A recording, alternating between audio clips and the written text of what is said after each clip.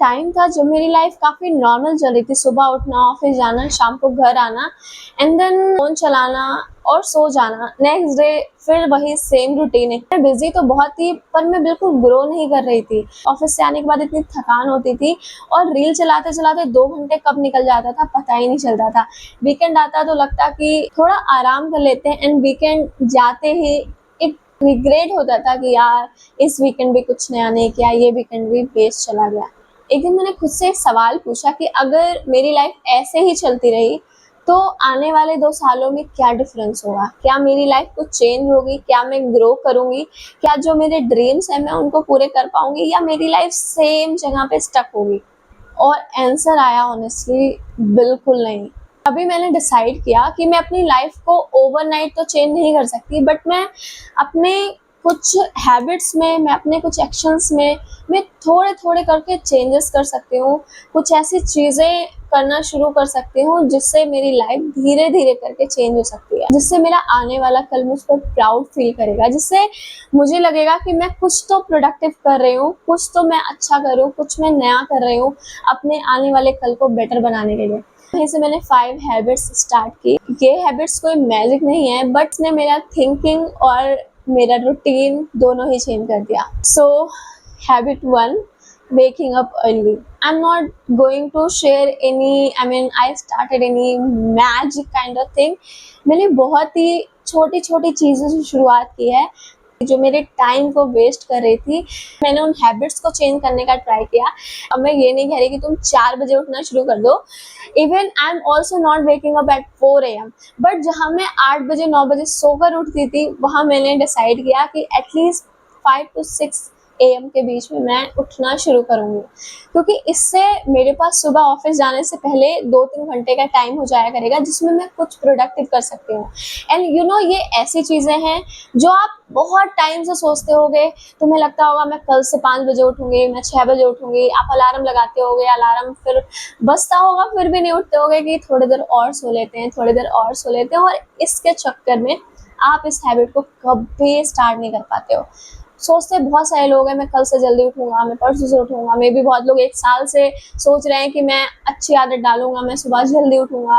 बहुत लोग कर लेते हैं बट जो नहीं कर पाते हैं वो ज़िंदगी में पीछे रह जाते हैं और मुझे अपनी लाइफ में पीछे नहीं रहना है, इसलिए मैं इसको फॉलो करना चाहती हूँ। सुबह जल्दी उठने का मतलब ये भी नहीं है कि आप सुबह उठते ही रील चलाना शुरू कर दो, है ना? फिर 2-2 3-3 घंटे आपका टाइम रील में चला जाए। नो, आपको सुबह आपका जो माइंड होता है बहुत ही फ्रेश होता है, no distractions, no any incoming call, no messages. आपका जो टाइम होता है उसको आपको यूटिलाइज करना है, ठीक है? आप किस तरीके से उसको यूटिलाइज करना चाहते हो ये आप पे डिपेंड करता है। जो टाइम मुझे लगता था कि मैं सुबह उठती हूँ, ऑफिस जाती हूँ, रात में आती हूँ, थक जाती हूँ, फ़ोन चलाती हूँ, सो जाती हूँ, मुझे लगता था मेरे पास टाइम ही नहीं बच रहा है, but that was only excuse. अभी मुझे लगता है कि मेरे पास बहुत टाइम है, मेरे पास मॉर्निंग में टाइम है, मेरे पास ऑफिस से आगे टाइम है, so I can start anything, I can do anything, I can do whatever I want. But मैं जो कर रही हूँ मैं आपको नेक्स्ट हैबिट बताती हूँ। Habit 2 is exercise. मैं कोई जिम फ्रीक नहीं हूँ बट हाँ, मैं अपने कॉलेज टाइम में मैं जिम किया करती थी क्योंकि कॉलेज में कैंपस में ही जिम था। बट आफ्टर कॉलेज इतना रूटीन बिगड़ गया, कोई एक्सरसाइज नहीं, अनहेल्दी खाना खा रहे हैं और ये जो लेज़ीनेस होता है ना, ये जंक फूड, रूटीन ख़राब होने की वजह से भी आता है। तो अगर आप अपनी छोटी-छोटी हैबिट्स में इम्प्रूवमेंट करोगे ना, तो तुम देखोगे कि तुम कितना अपने आप को इम्प्रूव कर रहे हो, ठीक है? सो जो मैंने दूसरी हैबिट शुरू की है वो एक्सरसाइज शुरू की है। तो मैं सुबह सबसे पहले उठ के मैंने अलार्म लगाया हुआ है 6 से 7 के बीच में उठने का एंड यूजुअली मैं उठ जाती हूँ 6:30 बजे तक। उसके बाद मैं ब्रश करके फ्रेश होके मैं एक्सरसाइज करना शुरू कर देती हूँ। मैंने कुछ दिन पहले ही एक जंपिंग रोप एंड एक मैट ऑर्डर किया। मैं अपने रूम में ही कभी स्ट्रेचिंग, नॉर्मल एक्सरसाइज या जंपिंग मैं कर लेती हूँ। सो ये बेसिक एक्सरसाइज मैं हाफ एन आवर कर लेती हूँ। मैंने अपने फ़ोन में एक एप्लीकेशन डाउनलोड कर रखा है जो एआई के थ्रू एआई के थ्रू एक्सरसाइज कराते हैं। लाइक आपको बेली एक्सरसाइज करना है, स्ट्रेचिंग करना है, फुल बॉडी एक्सरसाइज करना है, उसमें डिफरेंट तरीके के एक्सरसाइज होते हैं और ये एप्लीकेशन बिल्कुल फ्री है, तो आप भी डाउनलोड कर सकते हो। अगर आपको नहीं पता कि आपको कौन सी एक्सरसाइज, क्योंकि कभी कभी गलत एक्सरसाइज भी ना इम्पैक्ट डाल देती है, ठीक है। तो ऐसा भी नहीं करना है कि कुछ भी रैंडम करो, एक स्ट्रेटेजी ले लो कि आप फुल बॉडी एक्सरसाइज कर रहे हो या एक्टिव फील होने के लिए एक्सरसाइज कर रहे हो या आपको पेट कम करना है, जैसा भी आपका है आप एक्सरसाइज करना शुरू करो। और ये सिर्फ बॉडी के लिए एक्सरसाइज नहीं होता है, ये माइंड के लिए भी होता है, क्योंकि ऑफिस में पूरे टाइम लैपटॉप के सामने बैठना ना बहुत बॉडी को इनएक्टिव, पूरी बॉडी को इनएक्टिव बना देता है, बहुत ही लेजीनेस फील होता है। तो बॉडी को एक्टिव फील कराने के लिए, माइंड को रिलैक्स फील कराने के लिए एक्सरसाइज बहुत ज़रूरी है। And habit 3 is reading books.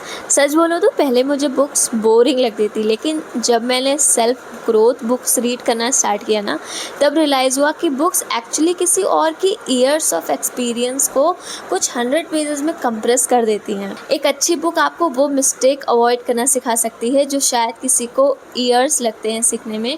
मैं डेली पहले मैं बुक्स नहीं पढ़ती थी, then I decided to read at least 10 to 20 pages daily. सबसे पहले मैंने स्टार्ट किया था 101 essay that will change the way you think, और वो मैंने ऑलमोस्ट ख़त्म कर लिया। वो एक मोटिवेशनल काइंड ऑफ बुक थी।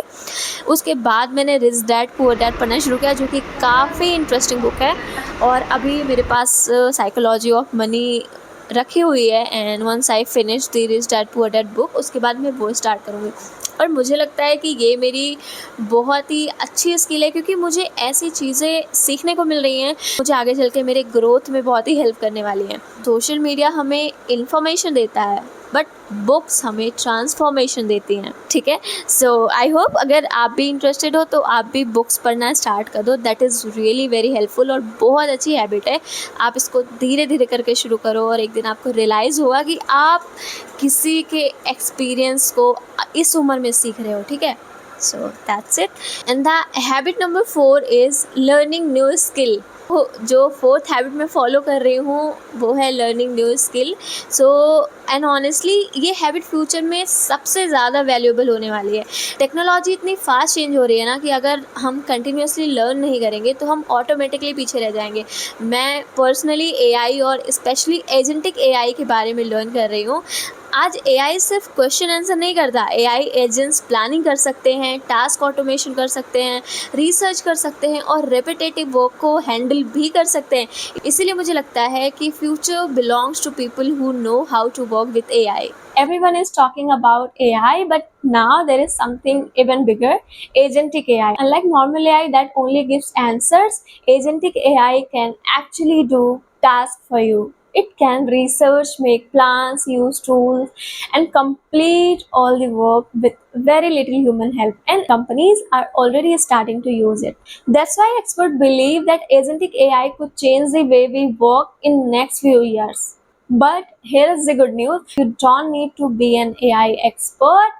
You just need to learn how to use it. Because the people who know how to work with AI will always have an advantage.